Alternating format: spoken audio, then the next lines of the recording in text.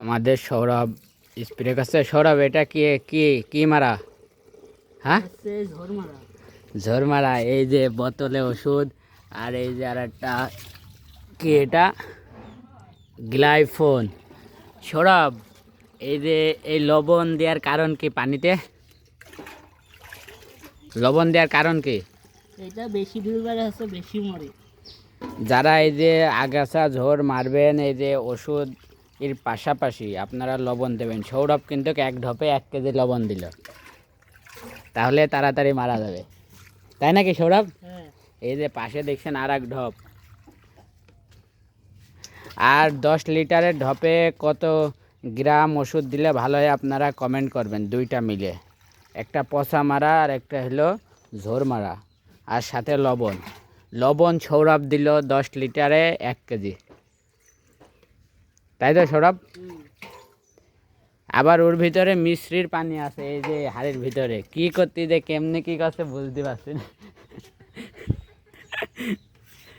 সৌরভ, এই মিশ্রির পানিটা দেওয়ার কারণ কি? না, মিশ্রির পানি আবার ধুয়ে ফেলে দিচ্ছে। সৌরভ, এই মিশ্রির পানি বলছে মিশ্রির পানি দেওয়ার কারণ কি? মিশ্রির পানি দেওয়ার কারণ কি?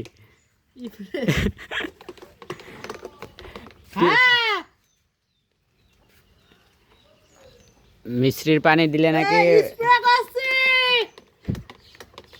মিস্ত্রির পানি দিলে পিঁপড়ে আসে নাকি গাছের গোড়ায় আসবে, আসার পরে বলে পিঁপড়েও মারা যাবে। সেই কারণে সৌরভ দুইটাই সব ছেড়ে ফেলছে, বাড়ির আগাছা, ঝোর, পিঁপড়ে, সাপ পোকা সব শেষ। কি সৌরভ, এটা কি করতে হবে? গলে গলে এখন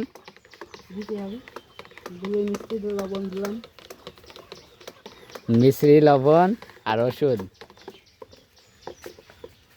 বৃষ্টি হচ্ছে, সৌরভ ওষুধগুলো এনে পরেই কিন্তু বৃষ্টি নেমে গিয়েছে। সৌরভ, পরিকল্পনা তো ফেল হয়ে গেল, কি হবে? তার সমস্যা নেই, পানি হলেও মেরে যাবে, তাই না? লবণ দিয়ে বলে পানি হলেও মেরে যাবে।